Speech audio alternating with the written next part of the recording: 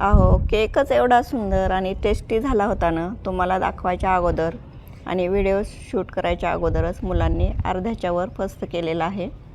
जो उरलेला आहे तोच तुम्हाला मी कट करून दाखवते.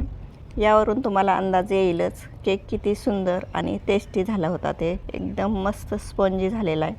एक आंब्यापासून हा मी आंबा केक बनवलेला आहे.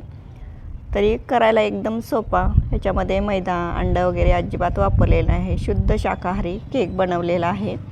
तरी आंब्याचा सीझन संपायच्या अगोदर तुम्ही असा आंबा केक मुलांना करून द्यायला अजिबात विसरू नका. खूप छान होतो. साहित्य पण जास्त काही लागत नाही आणि ओव्हनची वगैरे अजिबात गरज नाही. मी तर कुकरमध्येच हा आंबा केक बनवलेला आहे. फक्त एक आंबा आणि 1 वाटी रवा यापासून हा आंबा केक बनवलेला आहे. खायला खूप टेस्टी लागतो. मुलांना तर खूपच आवडेल.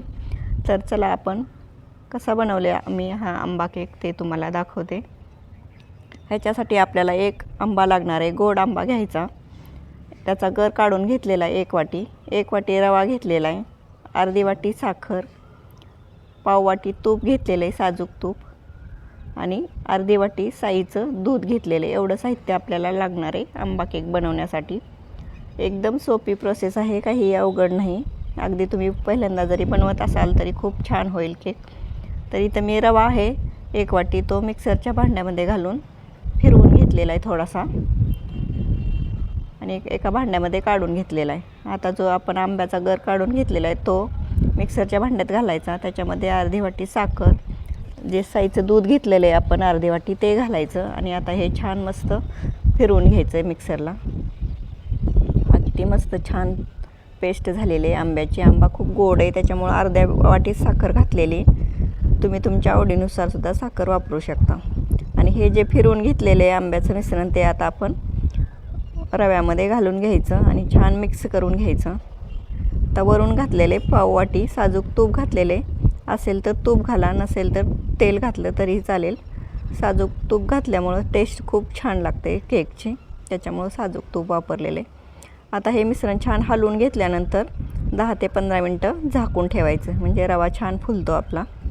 तोपर्यंत आपण गॅसवर कुकर ठेवू प्रीहीट करण्यासाठी 5 मिनटं 5-7 मिनटं ठेवायचं. गॅस कमी केलेला आहे आणि कुकर ठेवून घेतलेला आहे. आता जो आपण केक बनवणार आहे त्या डब्याला थोडंसं आतून तेल लावून घेते आणि थोडंसं पीठ आहे कोरडं ते भुरभुरायचं. तोपर्यंत आपला मस्त रवा फुललेला आहे. ह्याच्यामध्ये 1 चमचा मी बेकिंग पावडर टाकते आणि छान परत एकदा हलक्या हाताने मिक्स करून घ्यायचं आहे.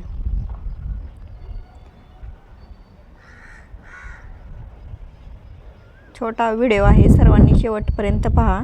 आवडल्यास लाईक, शेअर आणि कमेंट करून चॅनलला सबस्क्राईब करायला विसरू नका. आता छान हलक्या हाताने फिरवून घेतलेले हे मिश्रण आता तेल लावलेल्या डब्यामध्ये ओतून घ्यायचं. वरून आपल्याला सजावटीसाठी मी काजू आणि बदाम लावलेले इथं. तोपर्यंत आपला कुकर थोडासा गरम झालेला आहे. त्याच्यामध्ये थोडंसं खाली मी मीठ टाकलेले, स्टँड ठेवलेले एक, आणि त्याच्यावर आता हा डब्बा त्याच्यामध्ये ठेवून द्यायचा. कुकरची शिट्टी काढून घ्यायची आणि 30 मिनटं हा केक मी बेक करून घेतलेला आहे. पहा किती सुंदर केक झालेला आहे. खायला तर खूपच टेस्टी झालेला आहे. तरी तुम्ही नक्की असा आंबा केक बनवायला विसरू नका. किती सुंदर झालेला आहे पहा. कट करून दाखवते तुम्हाला. पहा किती छान मस्त स्पंजी आणि स्वादिष्ट असा आपला आंबा केक तयार आहे.